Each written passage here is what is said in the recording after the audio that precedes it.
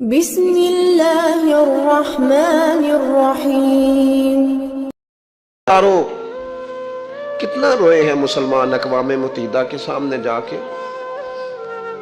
کتنی قراردادیں پیش کی تم نے سلامتی کونسل میں، حتیٰ کہ مسلمانوں کے جو امیر ملک تھے ان کی تنظیمیں بنی، کوئی مسلمانوں کی داد رسی کو نہیں پہنچا۔ میری کو بہت لمبی عمر تو نہیں ہے، پر میں نے برما میں مسلمانوں کے کٹتے ہوئے حالات دیکھے، خبریں آئیں، ہم نے دیکھی، کٹتے اور سسکتے مسلمان ہم نے دیکھے۔ ہم نے دیکھا لیبیا پہ حملہ ہوا اور ٹوٹ گیا سارا ملک۔ میں نے وہ منظر دیکھا جب غوث پاک کے بغداد میں بمب گرے۔ ہم نے وہ دور دیکھا جب کسی نے خبر دی کہ کربلا میں پھر سے کربلا برپا ہے۔ ہم نے وہ منظر دیکھا جب پتا چلا کہ پھر سے مولا علی کے نجف اشرف کو اجاڑا جا رہا ہے۔ ہم نے وہ سارے منظر بار بار دیکھے، بار بار سنے، اور اب تو شرم آتی ہے۔ میرا دل کرتا ہے میں فلسطین کا نام نہ لیا کروں، شرم آتی۔ یہ کوئی ہماری تقریروں کے موضوع ہیں؟ یہ کوئی ہمارے کالم لکھنے کے عنوان ہیں؟ یہ کوئی ہمارے موبائل پہ لگانے کے سٹیٹس ہیں؟ یہ تو شرم سے مر جانے کا مقام ہے۔ یہ کوئی گردنیں اٹھا کے بات کرنے والی بات ہے؟ یہ موبائل پہ ایک دوسرے کو ویڈیو دکھانے کا منظر ہے؟ رمضانوں میں، شاموں میں اپنے اپنے بچوں کو سینوں سے لگا کے افطاریاں کرانے والوں اور بچوں سے پوچھنے والوں کہ پتر تو کی کھانا ہے، اس سے پوچھ لے اس کی مرضی کیا ہے۔ تمہیں پتہ ہے فلسطین کی بیٹیاں بھی سیدہ خدیجۃ الکبریٰ کی بیٹیاں ہیں، وہ مومنوں کی مائیں ہیں تو ان کی بھی تو مائیں ہیں نا۔ فلسطین کی بہنیں بھی صبح قیامت حضرت فاطمہ کے پلو میں پناہ لیں گی۔ نبی پاک صلی اللہ تعالی علیہ وسلم نے فرمایا من اذا مسلمن فقد اذانی۔ میں کیسے وہ بات آپ کے دلوں تک اتاروں کہ حضور نے فرمایا جب میرے مسلمان کو تکلیف ہوتی ہے تو مجھے تکلیف ہوتی ہے، مجھے درد ہوتا ہے۔ اس رسول کی امت جو کافروں کی رسیاں زور سے باندھی جائیں تو حضور فرمائیں ڈھیلی کر دو، یہ ہائے ہائے کرتے ہیں تو مجھے نیند نہیں آتی۔ اگر بدر میں قیدی بنا کے لایا گیا کافر ہائے ہائے کرے تو حضور کو نیند نہیں آتی، تو مجھے بتاؤ کہ فلسطین کی بیٹیاں ہائے ہائے کرتی ہیں تو گنبد خضرا میں محبوب کو آرام ہے؟ میرے عزیز، بے حسی کی زندگی، چھوٹے موٹے بیانات، تو بھی کہہ دے تھوڑا سا فلانے کا بیان نہیں آیا، کیا کرنا ہے بیان دے کے؟ کیا بات کرنی ہے تذکرہ کر کے؟ دوستو آؤ، رو کے دیکھ لیا ساری دنیا کے سامنے، کچھ رب کے سامنے رو کے نہ دیکھ لیں؟ اب اسے کہے نا، اب حضور کی بارگاہ میں عرض کر کے نہ دیکھ لے کہ تجھ سے فریاد ہے اے گنبد خضرا والے، اب کعبے والوں کو ستاتے ہیں کلیسا والے، اور کی اگر تو نے دل مسلم کی دل جوئی نہیں، پھر ہمیں تانا دیں گے بت کہ مسلم کا خدا کوئی نہیں۔ اب اللہ رسول کی بارگاہ کی طرف رجوع نہ کر لیں، اب چھوڑ نہ دیں سیاستدانوں کے گلے، اب چھوڑ نہ دیں دنیا اقوام متحدہ کی بات اور سلامتی کونسل کی بات، اب اپنے اللہ کی جانب رجوع نہ کریں۔ دیکھو نا، نبی پاک صلی اللہ تعالی علیہ وسلم نے ہمیں فرمایا تمہارے آنسو قدر والے ہیں، رب رسول کی بارگاہ میں بہانا، ان کو ضائع نہ کرنا۔ عزیز بھائیو، یہ آنسو جو اللہ رسول کی بارگاہ کی طرف بہتے ہیں یہ اللہ کی رحمت کو متوجہ کرتے ہیں، یہ مالک کریم کے کرم کو مائل کرتے ہیں۔ ہمارا مسلح آباد ہونا چاہیے۔ وہ مجھے ایک دوست کہنے لگے صرف دعا کریں فلسطین کے لیے، آپ نے کہا جم کے دعا کریں، صرف دعا کرنے سے کیا ہوتا ہے؟ میں نے کہا دعا کرنے سے پہاڑ ہل جاتے ہیں اپنی جگہ سے۔ میرے رسول پاک رات کو دعا کریں تو صبح فاروق اعظم جیسے لوگ آ جاتے ہیں دین اسلام۔ نبی پاک علیہ السلام رات دعا کریں نا، دعا، اور بدر کی رات حضور دعا کریں تو اللہ 7,000 فرشتوں کو بھیج دیتا ہے مسلمانوں کی مدد کے لیے۔ صحابہ فرماتے ہیں میدان بدر میں ہم کسی کو قتل کرنا چاہتے تھے لیکن اس کی گردن پہلے سے کٹ کے گر جاتی تھی، فرشتے آئے ہوئے تھے۔ آج ہمارے ساتھ اللہ کی مدد ناراض ہو گئی ہے، ہم سے رب کی مدد ناراض ہے۔ ہماری مجموعی غلطیاں، قومی کوتاہیاں، بددیانتیاں، رشوت خوریاں، ہمارے جھوٹ، ہماری بد اخلاقیاں، مجموعی طور پر سوسائٹی کی مادہ پرستی، اخلاقی رویوں کی گراوٹ، لوٹنا، اپنا حصہ وصول کرنا، جگہ جگہ پہ کمیشن مقرر کرنے، ہر شخص کا ذات کے لیے سوچنا، اللہ کی مدد پھر روٹ جایا کرتی ہے، ناراض ہو جایا کرتی ہے۔ سب سے ضروری کام یہ ہے، سب سے ضروری کام کہ اللہ کی مدد شامل ہو۔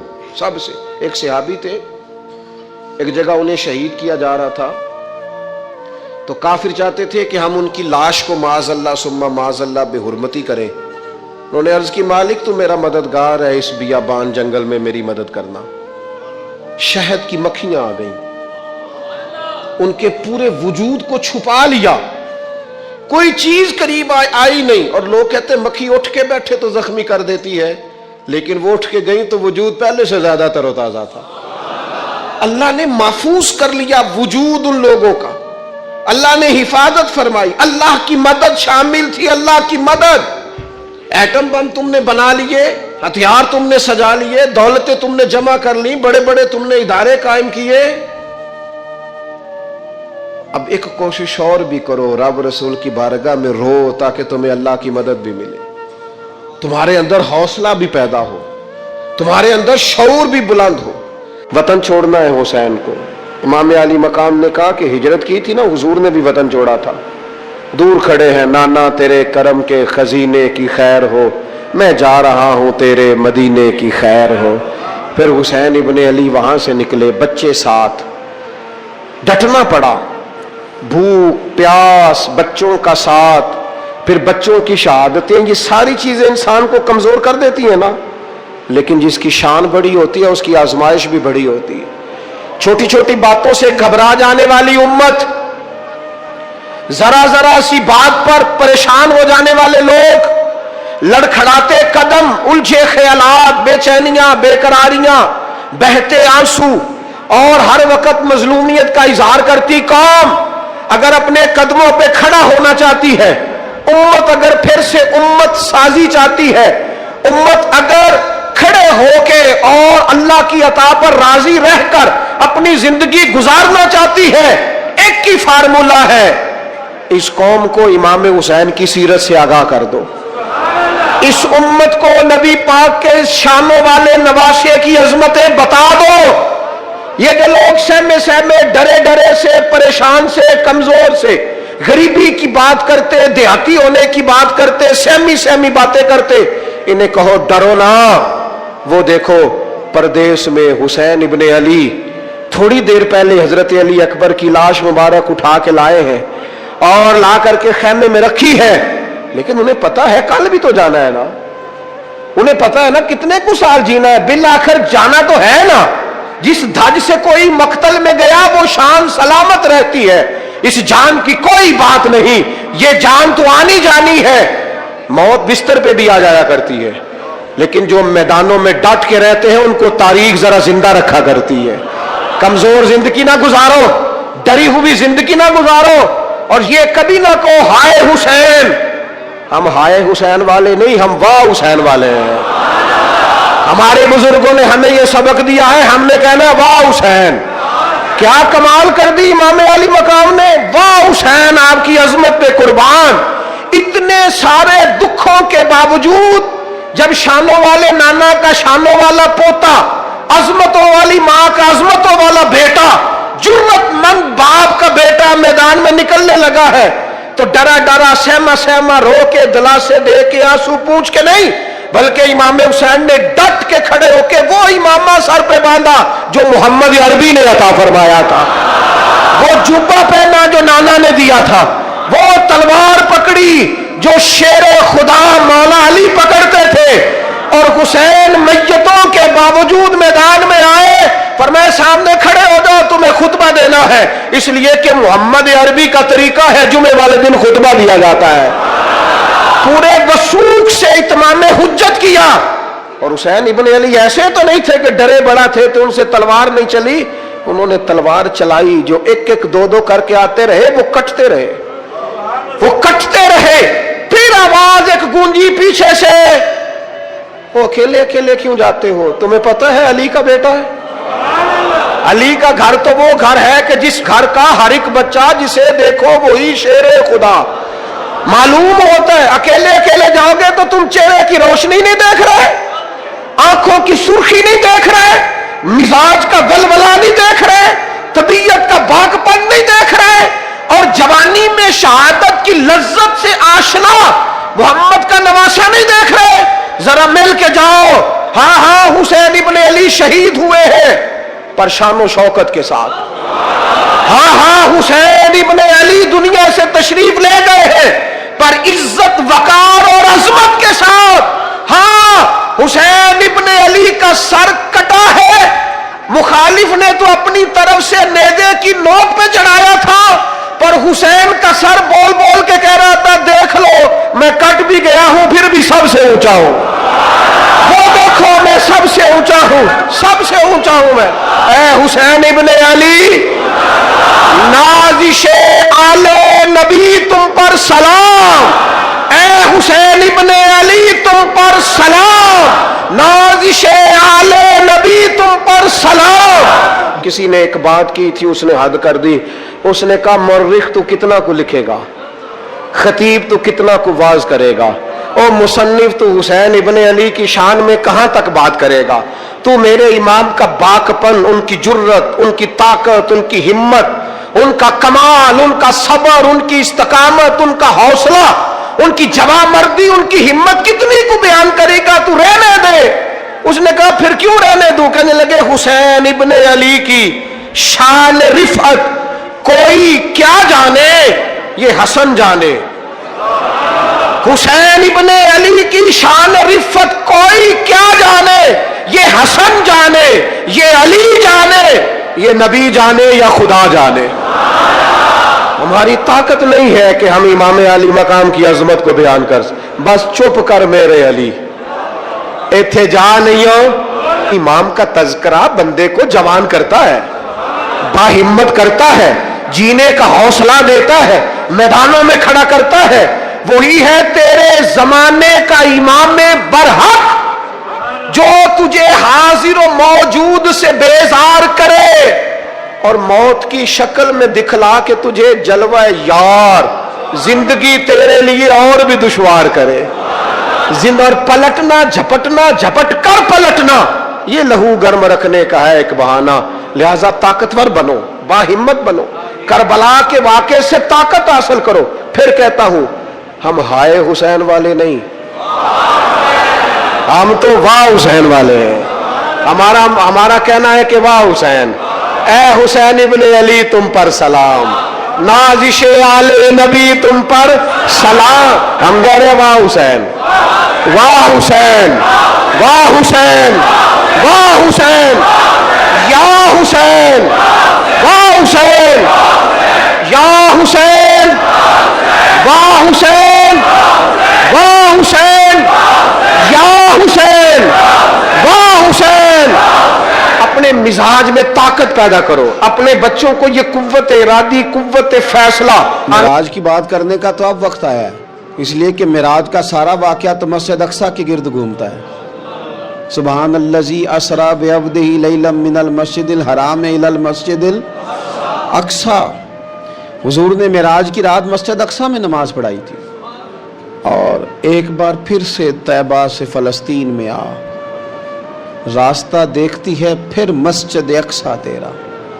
एक बार हुजूर गए थे मक्के से मस्जिद अक्सा, और फिर हुजूर फरमाते हैं जब मैं वापस गया ना तो कुफार ने जो कि मस्जिद अक्सा देखी हुई थी तो मुझसे पूछना शुरू कर दिया कि मस्जिद अक्सा की खिड़कियां कितनी हैं, दरवाजे कितने हैं, पिलर कितने हैं। जब उन्होंने सवाल जवाब किए तो हुजूर फरमाते हैं कि रब करीम ने मस्जिद अक्सा को उठा के मेरे सामने रख दिया।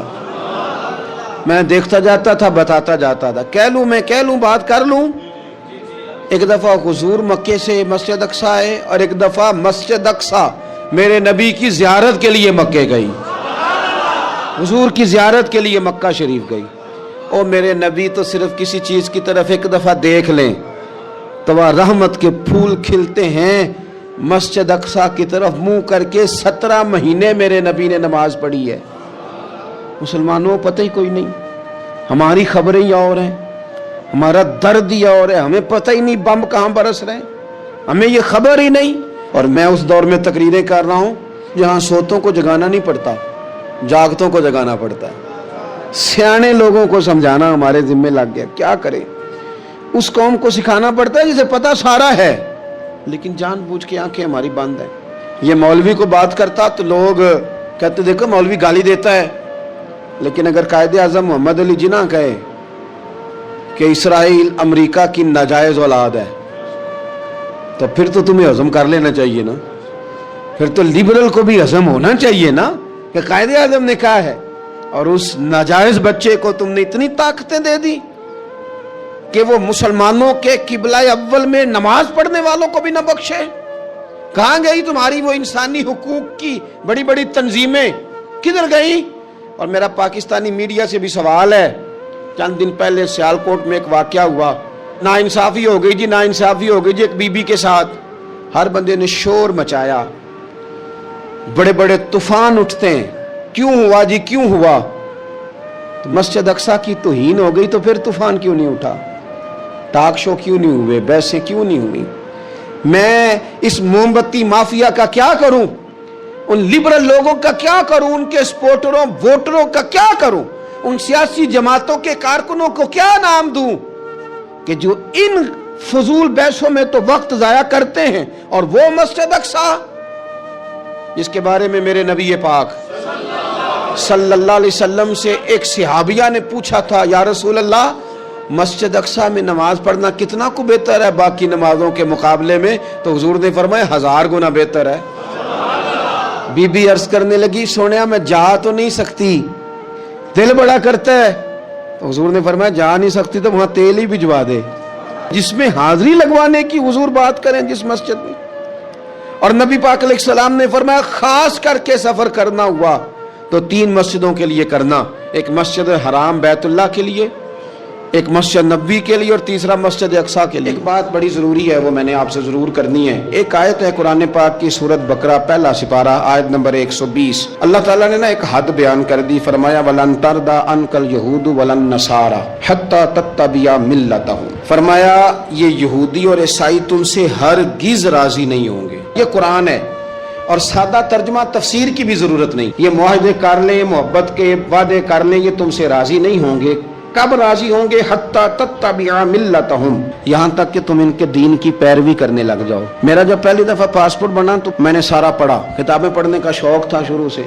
اس کے ہر صفحے پہ لکھا ہے کہ سوائے اسرائیل کے، یعنی آپ پوری دنیا میں یہ سبز ہلالی پاسپورٹ لے کے جا سکتے ہیں، خبردار اسرائیل آپ یہ پاسپورٹ لے کے نہیں جا سکتے۔ یعنی اتنی نفرت کسی ملک سے کہ اس پر لکھ کے چھاپ دیا ہر صفحے پر کہ یہ پاسپورٹ سوائے اسرائیل کے ہر ملک کے لیے کارآمد ہے۔ میرا سوال ہے عرب کے ان لیڈروں سے جنہوں نے اسرائیل کے ساتھ معاہدہ کیا، مجھے بتاؤ تمہیں فلسطین کی بیٹیاں بھول گئی نا ساری کی ساری؟ تمہیں وہ ماں بھول گئی نا جو مسجد اقصی کے دروازے پہ کھڑی ہو کے چیخیں مارتی تھی اور کہتی تھی کوئی علی کو خبر کرو کہ میری بچیاں قید میں ہیں؟ وہ بھول گئی؟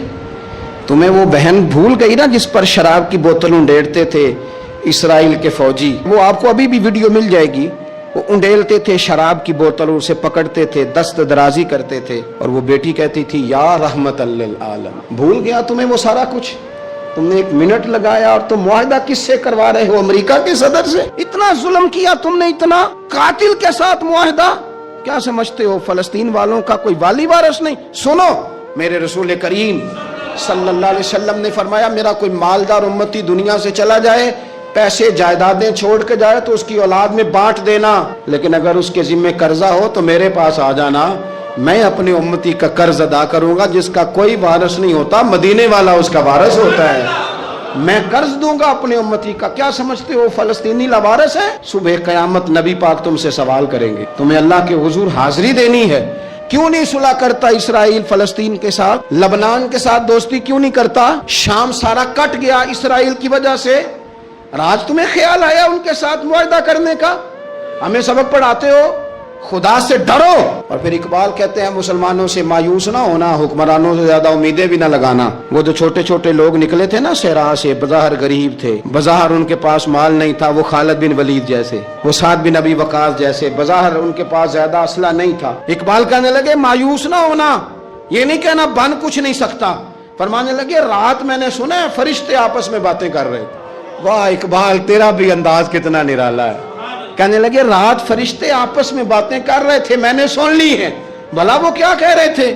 یہ سارے لوگ نا خالد بن ولید، سعد بن ابی وقاص، یہ صحرا کے رہنے والے تھے، اور اس وقت کی سب سے سپر پاور روما کہلاتی تھی، الٹ پلٹ کے رکھ دی ساری رومی سلطنت۔ تو اقبال کہنے لگے رات فرشتے آپس میں باتیں کر رہے تھے کہ سنا ہے پاکستان کے، ہندوستان کے مسلمان جوان مایوس ہو گئے۔ کہنے لگا نہ مایوس ہونا، نکل کے صحرا سے، جس نے روما کی سلطنت کو الٹ دیا تھا، نکل کے صحرا سے۔ گرمی دیکھو اس شعر کی، ولولہ دیکھو اس مرد کا جو مصور پاکستان ہے، نکل کے صحرا سے جس نے روما کی سلطنت کو الٹ دیا تھا، سنا ہے میں نے یہ قدسیوں سے، وہ شیر پھر ہوشیار ہوگا۔ وہ کل باتیں کر رہے تھے کہ بہت سارے ان میں سے پھر جاگ گئے اور بڑی جلدی وہ بلاک بنائیں گے۔ سنا ہے میں نے یہ قدسیوں سے کہ وہ شیر پھر ہوشیار ہوگا، وہ آئے گا میدان میں، نکلے گا۔ سبحان اللہ و بحمدہ